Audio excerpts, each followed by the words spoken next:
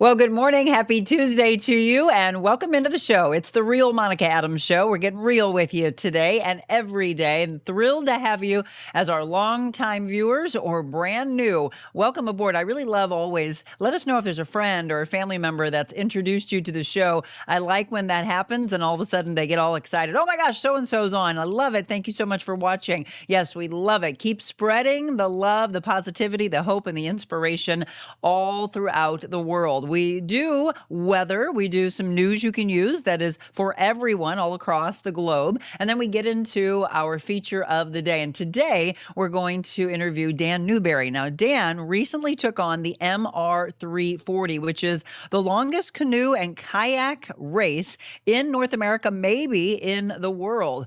I heard years ago that some people did it on a paddleboard. We'll find out from Dan if he saw any of that this year. It just happened last month. So we'll be talking with Dan about taking that on before he turned 60 and then what else is on the horizon. Today, it's to inspire you to dream big. If you want to tackle something like that, anything, whatever it may be, you want to do a marathon, a Ironman competition, you just want to go from the couch to doing a 5K, right? It's all that progress. Today is the day for you to get inspired. So Dan's coming up as our guest shortly. Let's get into some weather for our immediate area. We're in St. Louis, Missouri, by the way, and right across southern Illinois. It's getting back up hot again. We have a slight chance of a spot thunder shower, 86 for the high, 70 for the low, and then look at that, the weather starts to go up warmer again. Tomorrow, 90. Thursday, 92. We get into the weekend, expect 93 for Friday, Saturday, and Sunday. And we've got the Cards back in town Friday night at Busch Stadium. St. Louis City SC playing Saturday night. By the way, a lot of you saw the viral video about the guy that was thrown out of the St. Louis City SC game. We've got a follow-up to that story coming up in news in just a second. The Cards are in town, actually, all the way through Wednesday. So 93, 92 on Monday, and we have some slight chances of pop-up storms coming into next week. 89, 89, and then Thursday, 88. We'll be checking in with Beckett again on Friday. He, by the way, is in Montana, where I'm thinking that the weather is much nicer than what we're seeing here. So that's a look for you at the weather, and we're going to stay with the weather somewhat from an asteroid standpoint. Could this be affecting us today? Well, that is what many are looking into. NASA talking about this. They're monitoring this asteroid 2025 OT7 as it is approaching Earth today. The size, the speed, the flyby distance has been revealed. Space, of course, an active place, and this asteroid is expected to fly by Earth today, about 170 feet wide, traveling at high speed, passing at a safe distance. NASA and other agencies monitoring these objects. They're also planning asteroid missions. These events highlight the need for planetary defense. So pretty fascinating. If you do watch the news, you might want to look for that a little bit later today to see if that in fact did happen and if they are able to capture any really amazing pictures or videos of that. Okay, yesterday we told you about the Boeing strike. It happened at midnight yesterday, and here's the follow-up for you as they are now into one day in, and the negotiations, unfortunately, still at a standstill as they wrapped up the strike, the Boeing machinists, and they say they want fair wages. They say they got to do what they got to do. There's about 3,200 IAM workers that are striking in St. Louis, St. Charles, and Mascoutah, working in the tool crib at Boeing. One man said he has been there for about 3 years and said striking, unfortunately, comes with sacrifice. And Boeing Air Dominance VP said, we're disappointed that our employees rejected an offer that featured 40% average wage growth and resolved their primary issue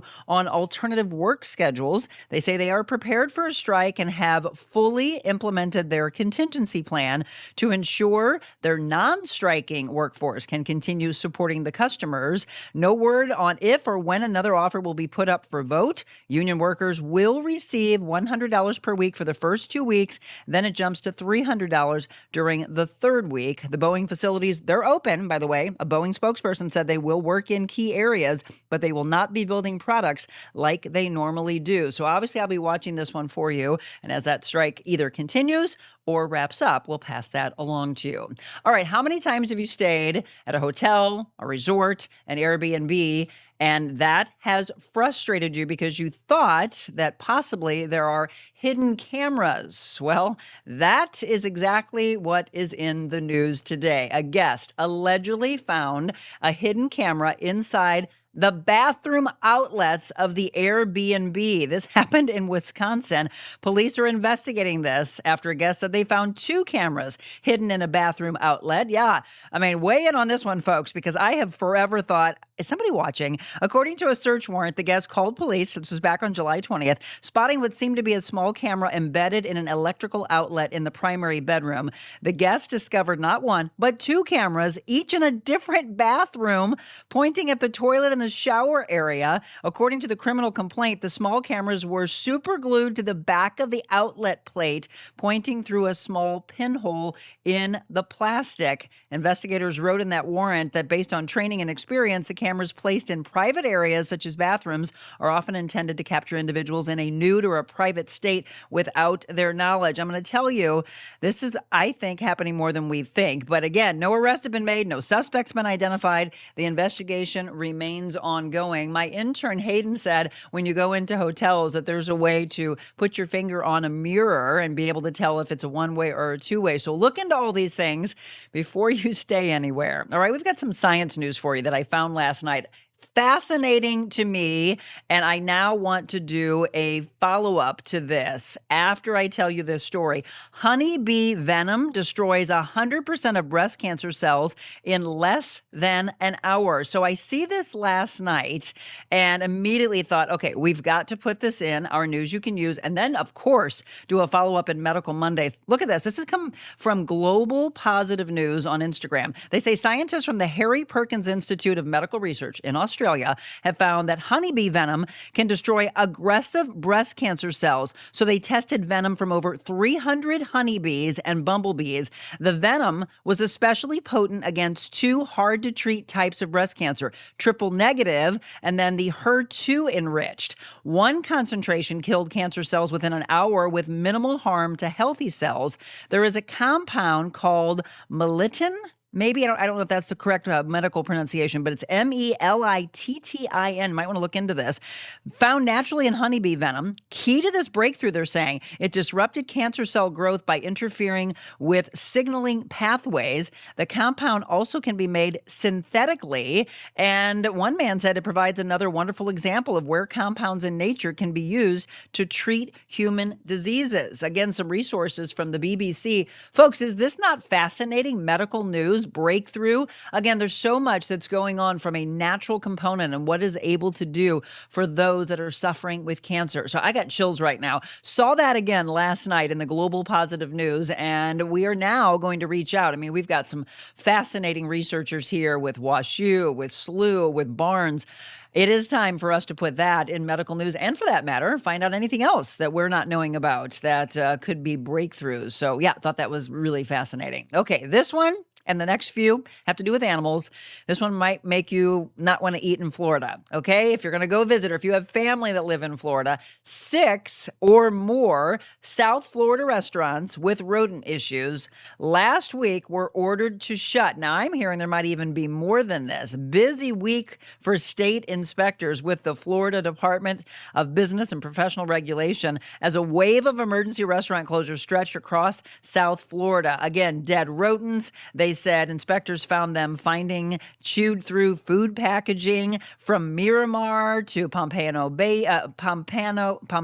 Beach, and even Key West. Inspectors found a range of unsanitary conditions that posed serious risks to public health.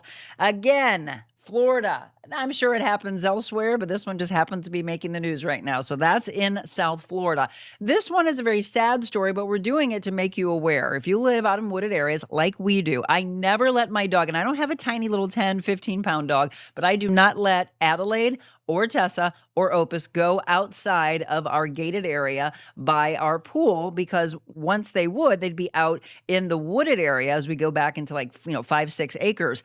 This happened, unfortunately, in Colorado. A couple horrified after a mountain lion pounced on and then killed their dog right in front of them. Their dog was attacked they're new, normally they go on this evening walk, and it was just minutes into that usual evening walk when this happened back on July 25th. The couple from Boulder said they had only been walking for 3 minutes when that mountain lion attacked their dog. They said they saw the mountain lion pounce on him, hurt his neck or something cracked. He said it was like, I don't know, it was like a bite, like a chomp.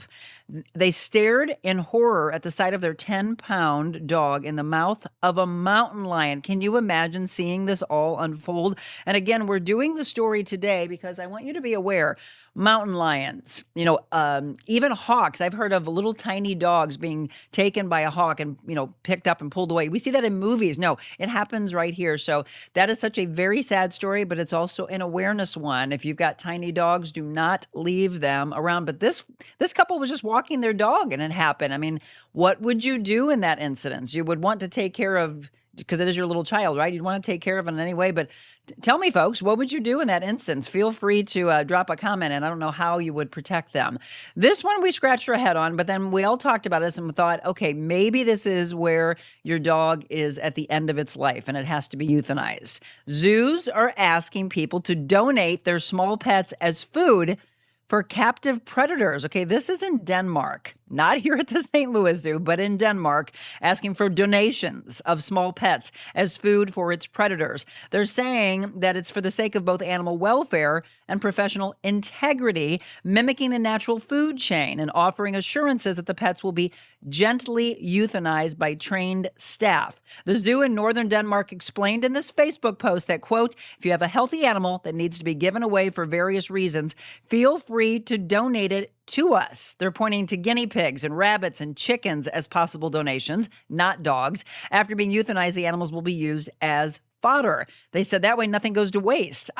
I don't know. The online call for pet donations is accompanied by a picture of a wildcat baring its teeth with its mouth wide open and a link to the zoo's website. The zoo, by the way, could not immediately be reached for additional details, and they do not list other pets or animals as possible donations. So again, guinea pigs, rabbits, and chickens, good luck to you in Denmark. Evidently, you might be fed to that crazy lion right there. I want you to tell your parents and your grandparents this. Social Security checks may be no longer coming in paper form. The federal government soon stopping that, including the beneficiaries. They're saying that it'll be either direct deposit or a prepaid debit card known as Direct Express, and it's going to start on September 30th. If you still need to receive a paper check, you can request a waiver. You can apply for a waiver, and I'm going to give you the website. We'll put this in the comments right now. So if you do have people that say, nope, I still want that paper check, well, they're saying more than 500,000 recipients, less than 1%, need to choose another way to receive the Social Security benefits. But again, there are a lot of people that want it to be, in fact, in a paper form. They don't like, they don't like technology. They don't like how things have moved on. But just a heads up and just an awareness for you. And again, I just dropped the comment in for you of where you can apply. Okay. You probably by now saw the viral video of the man at the St. Louis City SC game being ejected. 25 minutes left in the game. Why? Because he was wearing that hat, the Make America Great Again hat. Now, there are many stadiums that will not allow political banners, but this one, he was wearing it on himself, and he said it's a conflict because you have other things that people are wearing on themselves. So it obviously has sparked people on both sides of the aisle talking about this. But now it's been reported that the Civil Rights Division of the Department of Justice is reviewing the incident involving this fan, Michael Weitzel. And he was ejected, by the way, July 26. He filmed himself being asked to leave Energizer Park.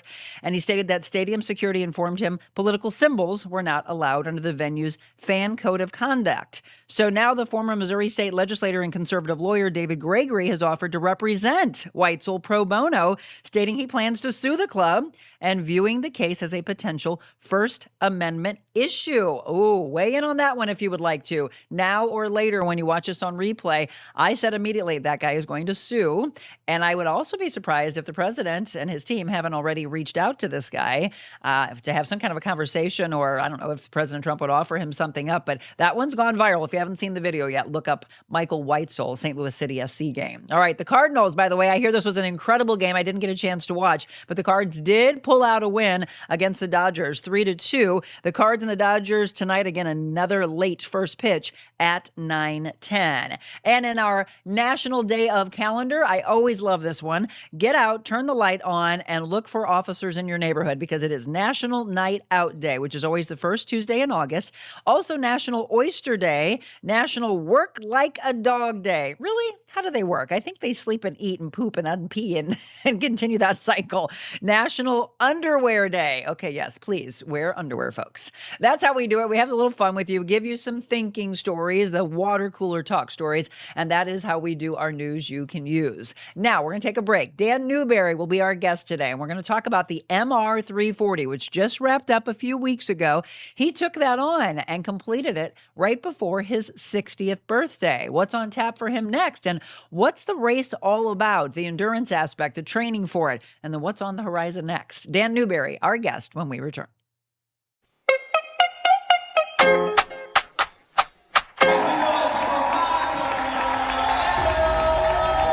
But by the end of this, I want 100% raising your hands. I'm here to empower you because you all have intrinsic value. I don't care if someone has told you that you don't. Today, we are here to make you believe in yourself. Hi, I'm Jennifer Bonacorsi, and I'm the president and founder of J Bloom. And I chose Monica Adams to be our keynote speaker because of the positivity that she illuminates whenever she speaks. She's an amazing influence and has so much impact on these women that they are going to leave changed. It's a constant education. Never stop being the leader. If you are given the opportunity to be, and I hate the word boss, by the way, don't we like leader more? Have you all seen that image of a boss shouting behind their team and then the leader out in the trenches? And I know there's a lot of people that are thrown into your paths, and there are people who try to squash your dreams. It could be your partner, it could be your parents, your children, a boss that you've had, but you cannot, from this day forward, I'm going to ask you to not give them power any longer. So we think it, we write it, we hear it. Think right here. Make connections today. Then pave that way. You now have the awareness. So how do you pave that path? Your message, like at the end, you be anything but before that, be kind. Yep. My husband's a pastor, and that every one of his sermons, that's always within it. That be kind. Yep. You have to be kind. It is. Oh, you're fine. Look at this. So there's an employee out there who still thinks of you because you were kind to them. Never stop being that leader. By the way, I want to be remembered for this phrase when I'm no longer on this earth. The greatest rewards in life come from the most uncomfortable walk. God meant for me to talk to you. Oh, it's okay. You, honey, have a lot of value. And someone's told you that you don't. And I was meant to be in your life today. I've always said, I have chills. Do we all have chills? God, I say, if you can have me change one person's life, then I have done your job. I'm hoping it's all of you. But see, she's not okay for whatever reason. I don't know your story, but I'm going to tell you they're wrong. And all these women believe in you. To hire Monica Adams for your next event, email info@TheRealMonicaAdams.com.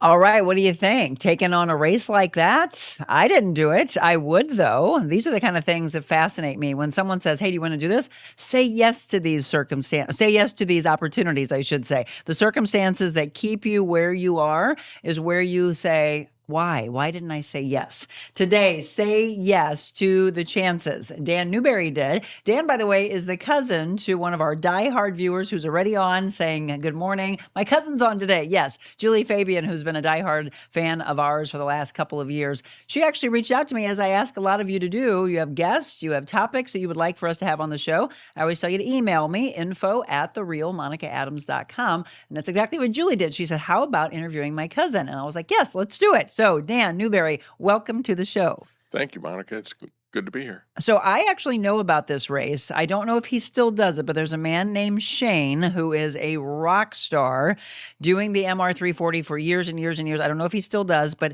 he got introduced to me. I did an interview with him a long time ago, and then he was my ringer in our dragon boat races. So everyone's like, gosh, you guys always win. I'm like, it's because of Shane. Shane knows how to do this. The knowledge helps a lot. The Absolutely. experience. Absolutely. So you did this in your 60th year. Right. But have you always been an active person and this was just leveling up? I have been. I've hiked all up and down the Oregon and California and Washington coast while I was in the service out there. And so this is just continuing on. What branch? Air Force. Oh, well, thank you for your service, first of all. You're welcome. Okay, so it's interesting because some people will be like, oh, okay, so he was already active. But it doesn't matter. If you're not, here's the thing we're going to get into. Say yes to these opportunities. Really find, oh my gosh, I can do these things. You've got to believe in yourself, but you have to train for it. It's not something that you just go out there and do. So for you to have been hiking, 1, 2 is taking on something completely different. The mechanism of the body is a whole different way. How did your training change for this? It didn't change a whole lot. Working definitely different muscle groups and things like that, and just doing, more and more training and getting used to with the kayaking. The balance is a really big thing. Sure. I've seen a lot of people go swimming. I myself got to go swimming early in the year. Yes, got out there and Whoops, it was tilt. a little bit cold. Yeah, we were out in March, and I ended up going in the water, and the water ended up being like 46 degrees that day, and air temp was like 53. So that woke me up real quick. And no wetsuit on.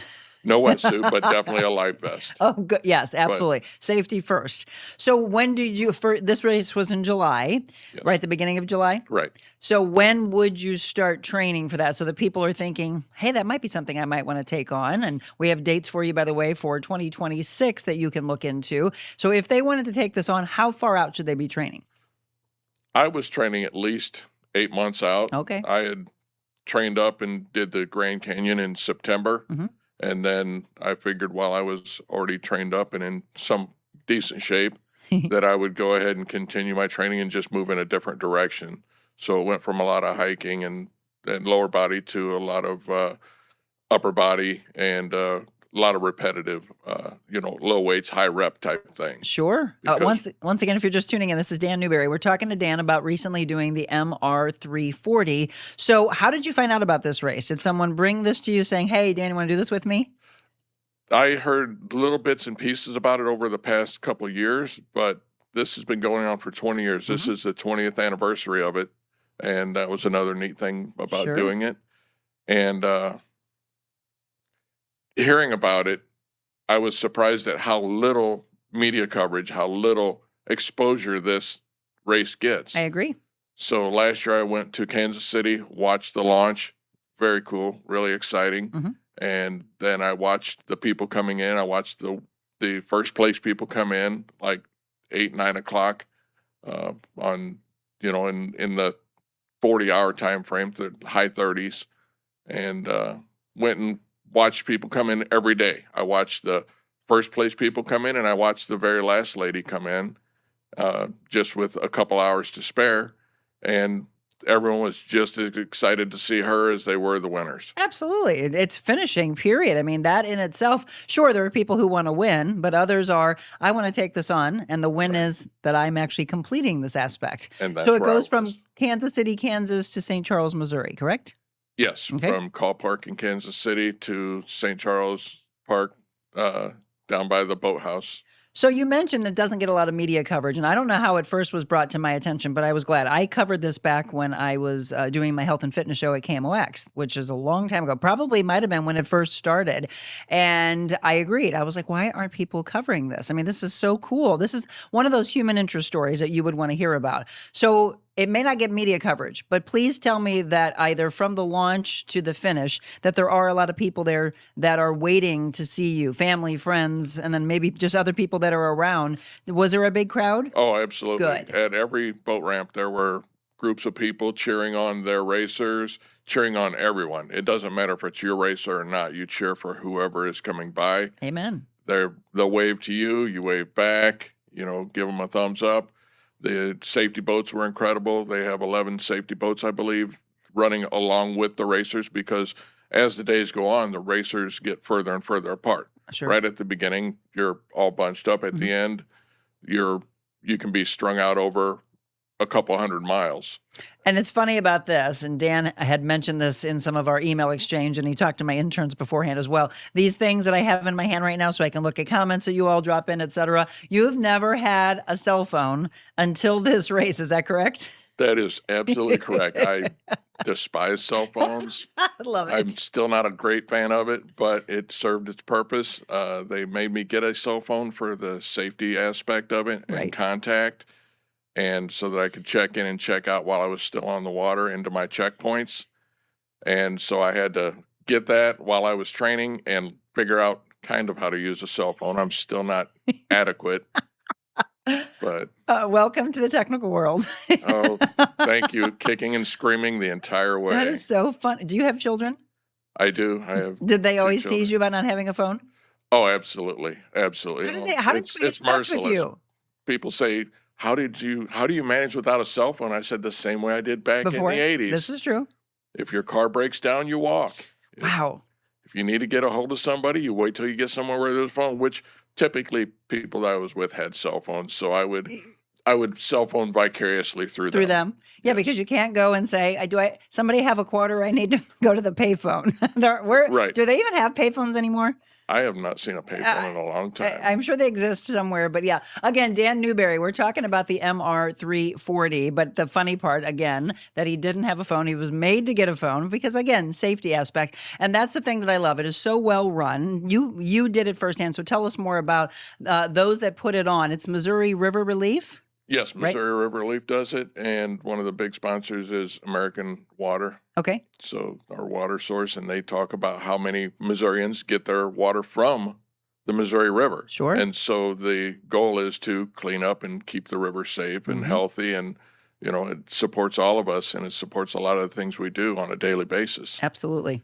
And there's another outfitter called Big Muddy Adventures. Oh, yeah. And they helped out quite a bit. They helped set up the launch at Call Point is a single boat ramp, and they went and put a couple pallet ramps down. Okay. So they cleared brush, put down pallets along the edge of the water in the mud. So they were ankle deep, knee deep in mud, putting these temporary ramps in to get people launched, because trying to launch how many? 400 plus boats Okay. I was going to ask you that next. is very difficult on a single wide ramp. Absolutely. I mean, it's a well-oiled machine to see this all put on from beginning to end. Kayaks, canoes. Now, let me ask you this, because I remember years back that people did it on a paddleboard. Did you see any paddleboards out there? There were several paddleboarders, blows my which is mind. absolutely insane. Yes. And there are also boats that are pedal drive. Okay. So they actually are running the boat with their legs. Like so what we would see out at Forest Park? Is that what you're talking about? Like those kind? No, not circular. These are more of a pedal. It's almost like pedaling a bike. Oh. But it's running some flippers that go underneath the boat. Oh, cool. It's Hobie Craft makes them, and a couple others, and they're a pedal drive. Fascinating. And actually, the winners this year was a tandem pedal drive. Really? The very first person that came in was a lady who came in a solo, Wow. and she made it in first. I've got her name here. Her name is Sally O'Donnell. Sally O'Donnell. And she came in very first. Congrats, Sally. But she came in less than an hour ahead of the next people, because the solos take off at 7 a.m. out of Call Point. Oh, okay. And then the tandems and group boats just go in at 8 o'clock. Do you know the age range of youngest to oldest by I chance? believe that Sally was 65 Oh, wow. when she went. Rock star. And I believe, I don't know who the youngest was I saw. My good friend Cora, who I trained with, her boat name is Moonrock, and she's, I believe, college age, and her and I really hit it off when we were training out at Creve Coeur. So we met up and we trained together, and she was at one of the stops when I came in, and she cheered me on. And then at the end, I made it to the end just before her, and I was there cheering her on, and she was so excited. This would just be so cool. I mean, I want you all to think about this if you'd never heard of it before, because as Dan said, it may not have gotten a lot of coverage over the years in media, but maybe this is something that you think, oh, I'll take this on next year. Maybe I want to do it with my father, my mother, my siblings, again, friends, or maybe you do it solo. Maybe it's just the peacefulness, and then realizing that you can take this on. So from beginning to end, you have to have it finished in what time frame? You have to have it finished within 85 hours. 85 hours. Okay. Yes, so what did you complete it in? You have to be done by 9 o'clock on Friday night. 9 o'clock on And Friday night. I made it in at 4:30 on Friday job. afternoon, which I kind of lollygagged in Washington a little bit. Washington's a really nice boat ramp. We had put in at Washington, my buddy Alan, when we trained. We did a 20-mile run from Weldon Springs to St. Charles. And then the next day we did a 40-mile run from Washington to St. Charles just to get us on the Missouri River, which is very intimidating when you first get on it. Once you're on it for a day or so, it becomes a little bit more expected. So what was intimidating? The swells, the eddies that create behind rocks, behind obstructions on the bottom, will just boil up out of nowhere, and all of a sudden there's this giant pool of boiling water in front of you, and you have no idea. It wasn't there a minute ago, and then it's gone just as fast. And then you'll see these tornadoes, these water tornadoes that I saw one 10 feet across and probably 3 feet deep, just develop out of nowhere. So when they're like, well, first of all, do they put a plan together for you when you decide to take this on and say, here's what we want you to follow? Do they give you some type of a training schedule? No, not really. You're doing it on your own? Yes, you're pretty much on your own as far as training and as far as managing the river. And some people I saw some people hugging the shore for shade. Yeah. Sometimes they hug the shore for shade. Sometimes they hug the shore because of other reasons. But we're showing you some images, by the way, so you can kind of get an idea of the MR340 and what you would be taking on. The reason I asked that, Dan, again, Dan Newberry, he just completed last month the MR340. There are things that, and I would think this would be really cool for Team in Training to take on. I love Team in Training as an organization, and they raise money for blood-related cancers. I think it would be cool for them to take on something like this. And then what they do is actually, I mean, literally day by day, give you a step-by-step training program. I think it would be cool for them to add more because they do like marathons. They do the Hike for Discovery at the Grand Canyon. They do century rides. But I think this would be neat for people who are water enthusiasts to take on something like that. And then maybe people wouldn't feel so scared because they would have a day-by-day schedule. Right. And there is a lot of information out there on the internet, and the people who have done the race, and there are people, I've met people that say this is their 18th time, there's a 15th time. I can't imagine doing it more than once. Okay, wait, you just took it. I was going to say, are you going to do it again? Oh, unless someone wanted to do it with me tandem. I initially, after I hiked the Grand Canyon with my son, I asked him if he wanted to do this race, and my daughter said, hey, what about me? And I said, do you want to do it? She said, absolutely not. I just wanted to be asked. I was like, how old are they? My son is 26 and my daughter's 25. And so does your son want to do it? No. No, neither one, huh? He had thought about doing it, but with a newborn, with a young child and a newborn, he said, I might come back to an empty house if I'm gone for 4 days. Check back with him when how old is the child right now? He just turned 4 months. 4 months? When it's maybe 2 years old, he might be like, I got to get away. Right. So at that point, I would maybe do it as a tandem, and I gained so much experience and so much knowledge doing it this time. Sure. You can pass it along to others. Right. And the people who have done it are very willing to share, and they love talking about it. There are people that are just absolutely nuts about these races, and there are other races up in the Yukon and down in Texas, and there's a Crossing for the Cure. Actually, I sold my first boat to a girl who was looking at doing it in a blow-up kayak, Oh my gosh. and the kayak I sold her was a Necky Lookshaw, and it was just a little bit short for me, but it was a good fit for her. And I said, this is twice the boat of what you had. But it's an 80-mile race from Right. Bimini, Bahamas to mainland Florida. Oh, very and cool. it's for cystic fibrosis cure. Oh, see, I love that. So it's a Crossing for the Cure. Maybe this is the next thing I take on. Now you've just inspired me because I still need to come back to my third. It would be they call it a triple crown for team and training. So you take on whatever events you want to do, but if you do 3 or more, you get the triple crown pin, right? So I've done the team and training hike for discovery, which was fascinating. So for you to like to hike, when you think that you put a cause behind it, that's what to me is always fascinating. And then I did the half marathon in New Orleans with my mom in honor of my father who passed from bladder cancer. But I've been looking for more and more things. For me, it's exciting to take on a challenge when you're doing it, when you're fundraising for a cause, and for all those people that are out there suffering for whatever it is. And it's a passion project. Right. Right? I think that'd be Yes. cool. All right, we're going to take a quick break. Dan Newberry, we'll look at some comments. Have any of you ever thought of doing something like this? Again, there's dates coming up in 2026. Evidently, Dan's not going to do it unless he has a partner to do it with him again. But what about you? Is he inspiring you to take something on that's been always like right back here and you thought, maybe I'd like to do that? Yes, take it on. Say yes to these opportunities. More with Dan Newberry when we return.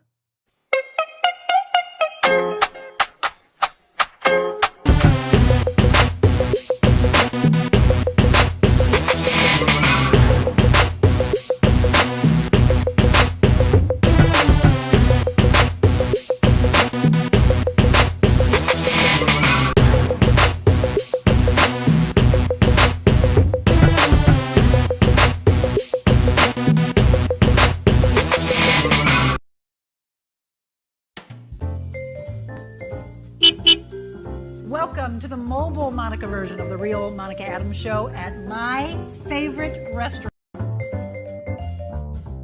There's something about a coffee house that's just very warm and welcoming. Gives you that sense of community.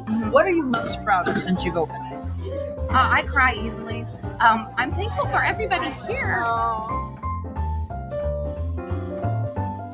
You opened the door during the middle of the pandemic. You got the best Italian restaurant in the United States. Here in St. Louis, you put us on the map. Does it scare you? You go through fear?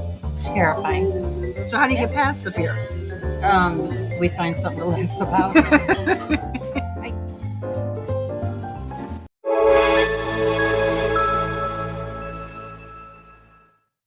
And welcome back. Again, it's the Real Monica Adams Show. Dan Newberry is my guest, and we love being real. So they're teasing him in the comments right now. You just got your kids' ages wrong. I did, and it probably won't be the last time. You are going to get teased. So Yes. they are evidently not the ages he said. His son is 30 and his daughter is 29. Susan Right. is your wife? Yes. She and- said you're close. Right. Nicholas is 30 and Lindsay is 29. This is what happens. He said nerves take over. You're doing Oh, great, by the absolutely. way. Thank So you. again, we're talking about the MR340. By the way, the largest canoe and kayaking race in North America, possibly the world, and others doing it on a paddleboard, which really, truly blows my mind. Tandem opportunities, solo opportunities. I think it'd be cool to get your kids involved. So I would wonder what I want to know is if anyone under the age of 18 is able to do it, but probably needing to be accompanied by a Yes, parent or somebody. I think the ages do go down pretty low. Okay. And you can definitely do it as tandem. I actually last year I saw the last people that went out in a tandem was a blind kid Oh, and wow. his sponsor. So Very he cool. was the muscle and the other guy was his helper, and they did it like that. I'm kind of excited that I got to do it solo. I was wanting to do it with my son, Mhm. but my buddy Alan heard me talking about it and said, well, I'll do it. And so we both decided to do it solo. And I didn't want anyone saying that I rode on somebody else's back or on Right. somebody else's coattails. I did this one on my own. Did it on your own. And the kayak that I had was a tank. It is a barge compared to a lot of these. A lot of these kayaks are just wide as your hips, and you sit in them, and the narrower they get, the more unstable they get, A and lot the of core chances work. of going swimming are greatly increased. I've seen some of those, Dan. To me, I love just being out there. And we've got pictures of you. I mean, just some of the pictures that you have provided us are just beautiful out throughout the day, watching the moon, the sunrise, the sunset, peacefulness. And then again, maybe getting a little fog and having to deal with that. So you're out there. And what I want to know is what happens as you're going along over these 80 hours to your mind. Are you deep in thought? Are you calm? Are you in a meditative state? Are you in a scared state? Did all of that happen? All of that's happening. There are a lot of people that talk about having hallucinations. Oh. Hallucinations is a real thing out there, and they go from just the whole gambit of things that you see. And I've heard one guy say, "Why would they put a wall in the middle of the river?" Oh, wow, And really? yeah, and so when you get into the sleep deprivation and things like that, and I did do a 39-hour day once, just trying to see how my body is going to react to that, but I never made it near that long. I ended up sleeping each night just a few hours. First night, I went till 1 a.m. So I went from 7 a.m. on Tuesday till 1 a.m. on Wednesday. Wow. And I laid down for a couple hours, and I was going to jump up and get on the water. And the fog shot you saw was after I took out at 6 o'clock, about 5:30. So I went and laid back down because at the ramp they were recommending people not get back on the water because they had my sister went down and checked the ramp, who was one of my crew team. She went down to the water to check the water conditions and stuff. And they were recommending people stay off the water because of the intense fog. And she saw a couple girls had gotten in a canoe, went down a little ways, hit a fog bank, and turned around and came back up to re-land and get out of the water because they didn't feel safe in there. And she said as soon as they got out, one of the girls lost her breakfast right there on the boat ramp. Oh. And between the nerves and having to fight that river current, because that river's moving pretty good. Sure. And they were yelling for the people on the ramp to help them, the volunteers, and they said, "Get near the edge and paddle." Yeah. And they made it back up. And yeah, I mean, that's the part I was going to go into of when do you sleep? Are there people who literally do this thing without sleeping at all? Miss O'Donnell. She did? She made it. I heard that she did a 2-hour rest at one point and then just continued on from there. Whew. And so it was unbelievable how tired I was after going from 7 a.m. till 1 a.m. the next morning. Of course. So I had no problem sleeping. I slept in the front seat of my sister and brother-in-law's truck, and it was a welcome rest. Did they have to wake you up? Time to get back on the water. I woke up, and my sister Kathy was awake already, and she's like, "You ready to go?" And I was like, "Yeah, let's go. Let's do this." But that's when we hit the fog, and they said, "Take a break." So I slept a couple more hours, got in, and I was back in by 6 o'clock, and the fog was just starting to lift. So I got a couple really good shots of that, but had to pass a barge that was anchored on the side and was still running. And in the fog, you can't tell exactly where it is. Mm-hmm. So you're looking everywhere to see it. Fortunately, it was still anchored, and we made it past that. These pictures you took, did you take them with your brand new cell phone?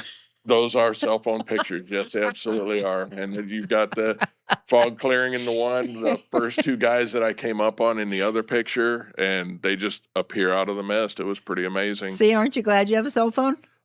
I was glad to be able to get the pictures. I'm just teasing you. So again, the MR340. So it just happened in July. Now there are some that are coming up this year, not the MR340. That we've got some dates for you again for 2026. If you are thinking to get involved with this, what's the best way for people to find out about this? Is there a particular website for them to go to? If you go online and just put paddling or paddle races, there's several down in Texas.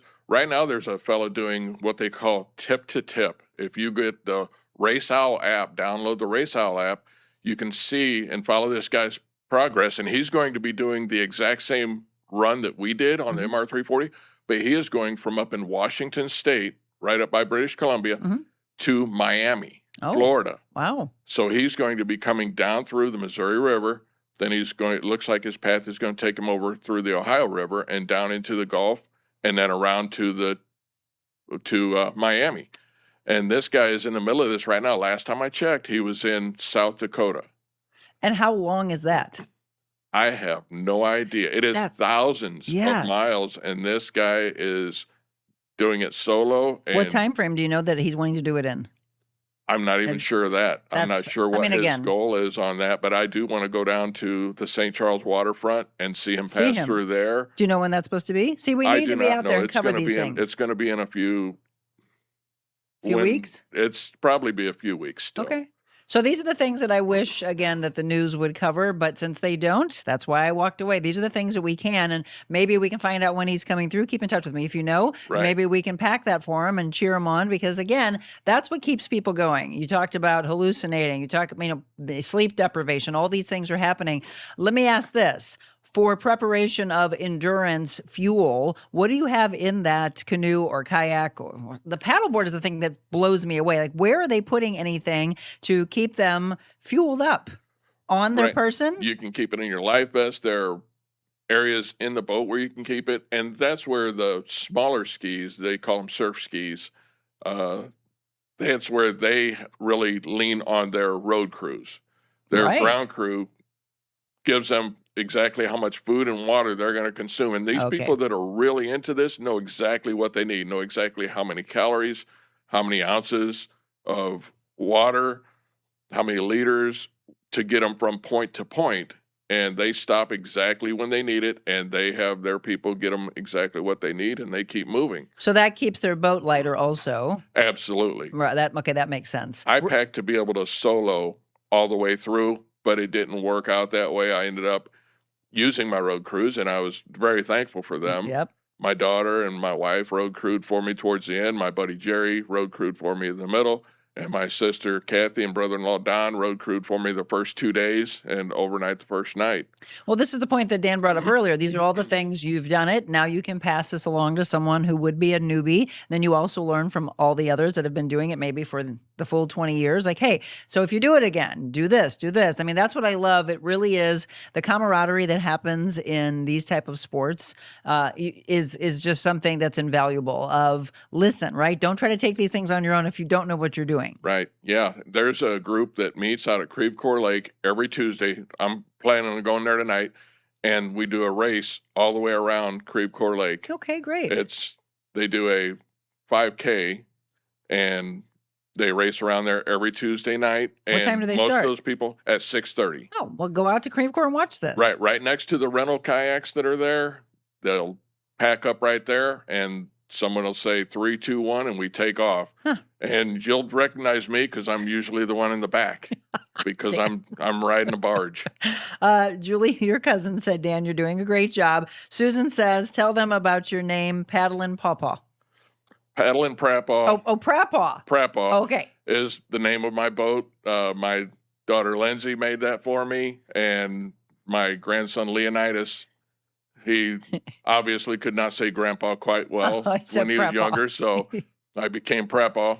And so they came up with that, and she's like, what are you going to name your boat? I said, you come up with something and stick it on there, and that's who I'll be. Well, I was going to ask you that because you said earlier that the name of somebody's boat. So does everyone name their boat? Everyone does name their boat. You go on there, and they're quite a varied range of names of boats. Yeah. Probably some very, very quick-witted people. Yes. Yeah. Yes. Well, I like yours, Paddlin' Pawpaw. Again, and then Susan is dropping in for you the MR340.org. You can go on to that website to find out more and maybe take this on. So I know you said that you might not do one again unless you would do something tandem, but I imagine because, again, you've been doing these different hikes, Grand Canyon, etc., now taking this on. So if you wouldn't do this river race, the nonstop river race, and again, you're looking at the one he just did. We showed you the ones that are coming up for the rest of this year and then the ones for 2020. The one for 2026 if you want to get involved with it. What now would you want to do? Is there anything on your bucket list? I may end up skydiving again before I turn 61. So I've got a month 61. Now. I did it at 50. Mhm. I skydived at 50, and so I wouldn't mind doing that again. Would you consider yourself to be an adrenaline junkie? I don't believe so. No. No. I did sky. Okay, let me ask this then, because you wanted to do this solo, not tandem, but when you went skydiving, did you do that tandem? That was tandem Yeah, because so did I. you have to go through a lot more training Yes. to do it solo, and your altitude is not near as high. I think the first to do your single solo is around 3,000 foot, Okay. 4,000 feet elevation to jump, where with tandem I went from 10,500. And actually I went right down here in the Fenton area. is Oh, in where Fenton? I skydived. I Yes. was just going to ask you where you did it. I think I did it when I worked at WIL with the guys from Diamond Rio. They called the station and said, all right, we've got one of the guys who always jumps no matter where we are when we're touring. Anybody there at the station want to do it with you? And right away, Danny Montana goes, oh, I know. I'm going to ask Monica. I bet you she'll do it. And I was like, oh my God, yes. And I'm going to do it with him? Absolutely. It was so cool. We did it just somewhere it was definitely in Missouri. I don't remember where we went. Bourbon. I think it might have been Bourbon where we did it. So you can do it here this close in Fenton? Yes, there are some skydive places around here, and actually I think I may go look down near Lake of the Ozarks. That'd be a that'd be nice pretty. place to. I was going to skydive in the Grand Canyon, but my wife set up a balloon ride instead on my birthday, September 2nd. Pretty. And we drove all the way up to Phoenix, and they canceled our balloon ride due to weather. And we said, seriously, we just drove 3 hours to get here. Exactly. He said, would you rather tell the story about how you missed a balloon ride or how you crashed a balloon? Oh, I said, okay. Good point. They're trying to keep you safe. Right. I know, right? So if you have ever wanted to do any of these things, again, as we mentioned in the beginning, say yes to these opportunities. Come up and ask different people. Again, you may not have, maybe Dan, you didn't know that he took this on. Would you ever bungee jump? I would bungee jump. I'm going to ask your wife. Are you mad that I'm asking these things? She's like, don't put more ideas in his head. I'm not. That's not a goal. Bungee jumping would not be a goal for me. When I skydived, putting your foot outside of that airplane was the hardest part. Agreed. And as soon as my foot hit that pad, my instructor pushed and we were gone. Oh, really? Oh, absolutely. It was as soon as my foot hit that pad, we were gone. And people say, was that the toughest thing you ever did? And I said, I've been in worse spots than jumping out of a plane. Well, again, he served for us. So if you missed that part in the very beginning, I again, thank you for your service, but you've seen a lot of things a lot of us will never see. For me, it was cloudy. So when we went to go out, I don't know why, but in my head, and it was a good thing, in my head, it was like, oh, this is just jumping into a cotton ball. And I was like, let's go. And then I'm like, oh my gosh. So did you like the free fall or just so if you're an adrenaline junkie, you like the speed. Right. And not the coasting down. For me, I loved the speed. Then all of a sudden it was quiet and pretty. And then I looked down and went, yep, but let's get down to the ground. Right. It was so loud. The free fall was so loud. I liked the sail part better. Yeah. I liked after the parachute opened, and it's beautiful. The guy isn't it? asked me, he's like, what was your favorite part? And I said, when the parachute opened. He's like, no, I'm serious. I said, so am I. Yeah, exactly. That was my favorite part. I will say this. If you decide to bungee jump, do it in New Zealand where it originated. Boy, do they know what they're doing there. And it is stunningly beautiful. Oh, I bet. That's where I did it. I almost did it when I was in college, and I'm glad my friends talked me out of it because we were in South Padre and they're like, I don't trust the people putting this on, what they were looking at. I'm like, don't do it here, Monica. Right. Yeah. So do you still hike? I hike just a little bit. I'm not really a big fan of hiking. I really did it because I couldn't ride a mountain bike down and back out of the canyon. So we did get to see a few of the mule trains going up and down there. And I think I would rather hike than be on one of those. Absolutely. I did it, again, like I said, for team and training with a client of mine. I was trying to motivate her. Again, we're talking about getting motivated, inspiring you to do things that you might think you can't take on. We did one, but I felt like the area that we hiked in was a little too easy. So I would like to take on something more because I like challenges. Right. I would like to do rim to rim. And I also would like to do the whitewater rafting. I didn't know rim to rim was a thing. Oh, yep. I wish pardon me.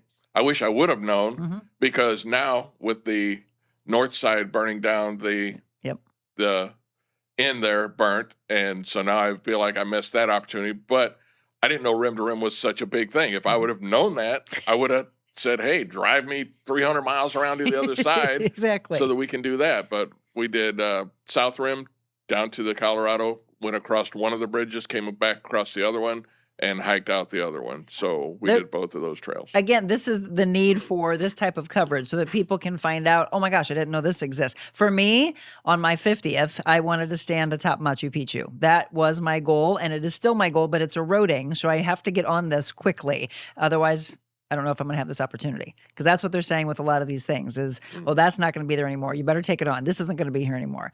So it'll be interesting to follow along.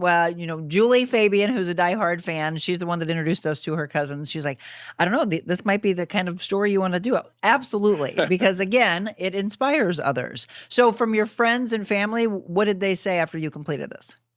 They just said, congratulations, way to go.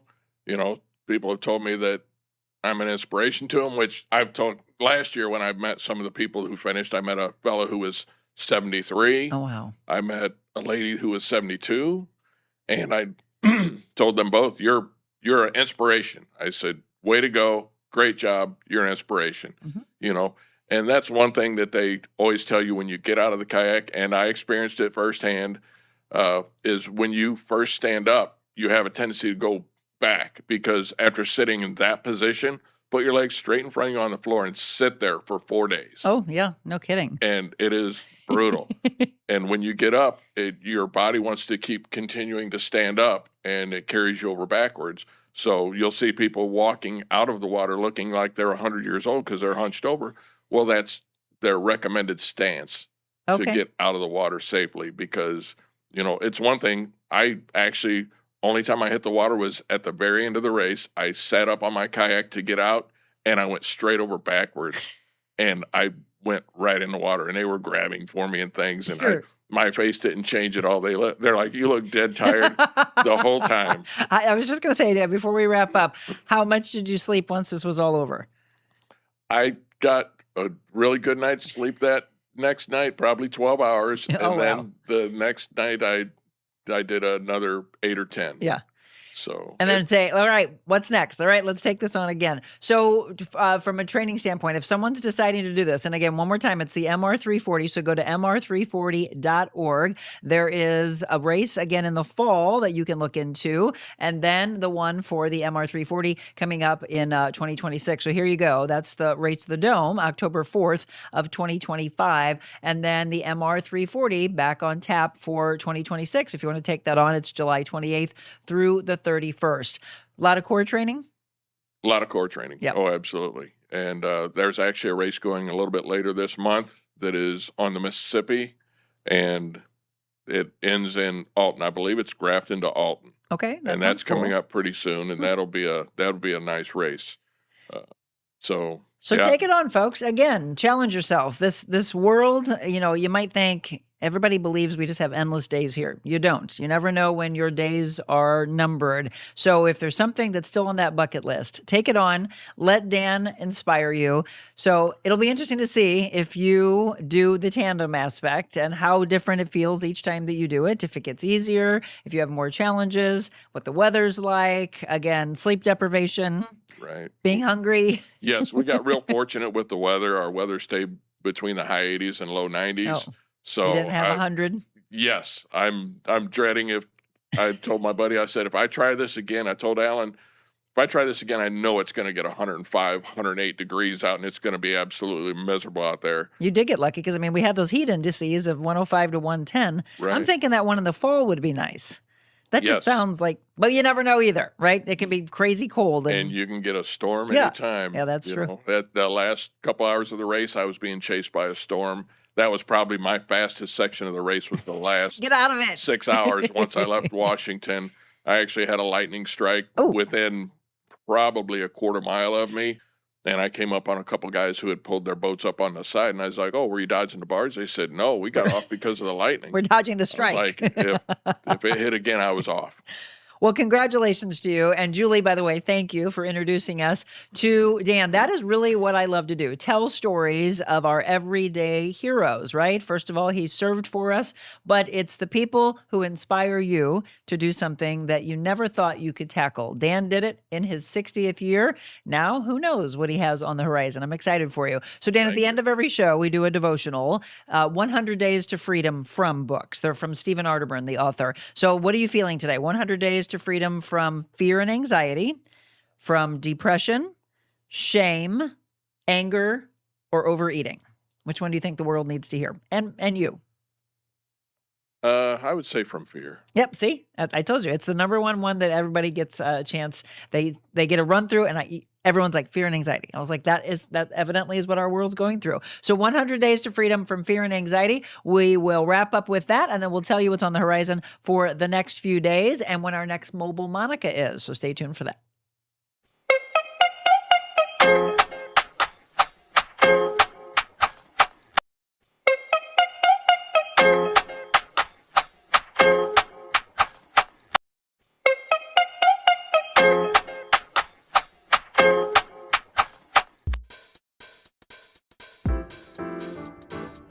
Discover your full potential with a personalized styling experience. Designing, customizing, and transforming the looks of men and women. Revamp your individual style and embrace what makes you, you. That's real confidence. Well, Dan and I were just talking about how hot our summer has been, and it could still be. We're going to get back up into the 90s as we head into next week. So, yes, many pool days ahead. If you don't have one of those and you've always thought about pulling the trigger, let me tell you about Just Pools. They are one of our incredible sponsors. She was on with us last year, Madonna and her team. They really are the best in our area. Just Pools, they're located in Arnold, by the way, on the West Outer Road, and that can be in your backyard. You know, again, go and do a little talk with them and say, well, this is what we're thinking. This is what we would like to build for our family. I'm going to tell you what, it just completely changes your life. I'll never forget my mom and dad when we were little kids. We had an above ground pool and they decided to put in an in-ground pool, and my life forever changed. And then I bought my first house, made sure I had one. My husband and I bought our house, made sure we had one. It changes so many things. If you just want to go out and relax, like I said, meditative state, clarity, if you want to do entertaining to a whole nother level, Just Pools, let them put that pool in, and then make sure you get the proper chemicals. They have 10% off those Clear Result chemicals to keep your pool looking as beautiful as it did. Welcome back. We are in the wrap up of our show, and we are doing our devotional that we do at the end. This is 100 Days to Freedom. And again, as I mentioned, it is from fear and anxiety. I was just telling Dan that this one is chosen more than all the other ones. It's now doubled. We're on day 76. The other ones are like around 34, 35. So you can feel that the world always has a little fear in it. Well, humble down, humble yourselves, therefore, under God's mighty hand, that he may lift you up in due time. Cast all your anxiety on him because he cares for you. That's actually 1 Peter 5, verses 6 and 7. So fear and anxiety manifested in different ways in different people. Our human emotions are so unique to each of us, and that is a beautiful thing. Fear and anxiety cause some people to be angry, maybe defensive, maybe agitated, some others to be withdrawn, depressed, maybe tearful.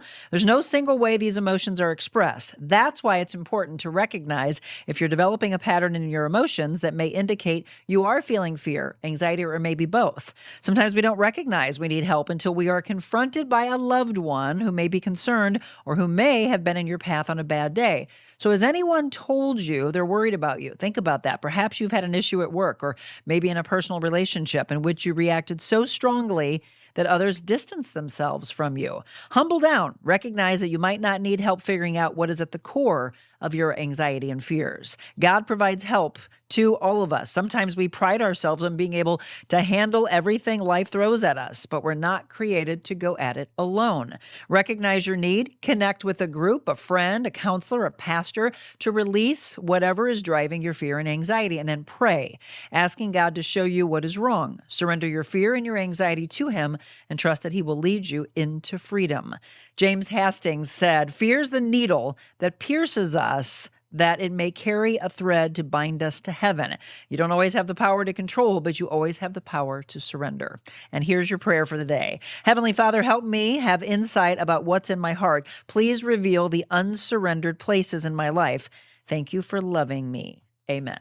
Good one. All right. 76 of those. We are nearing 100 days to freedom and looking forward to getting you free from fear and anxiety. Once again, thanks to Dan Newberry, our guest today, as we told you his story. But what's yours? I'd love to know. Again, a guest, a topic that you would like for us to cover. Shoot us an email at info@TheRealMonicaAdams.com. Our mobile Monica, by the way, we mentioned yesterday, coming up on August 27th, 11 a.m. If you need some new furniture, yesterday you heard the story of Miller Furniture, and I had a lot of people reach out to me saying, I've always thought about going into one of those locations. Now I really want to. They've been around since 1927.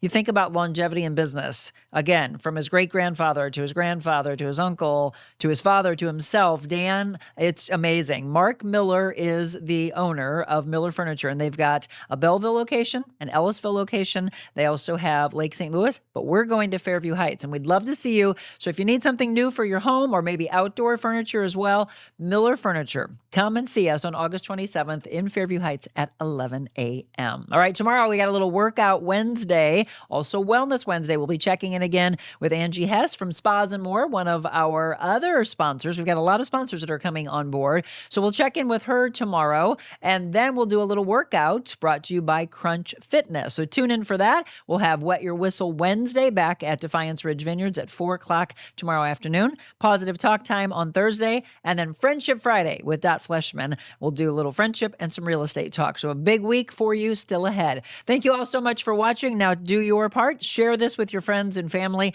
Get inspired by Dan to take on the world, because you really can be anything you want to be. But before you're anything, be kind. God bless you all. Have a beautiful day.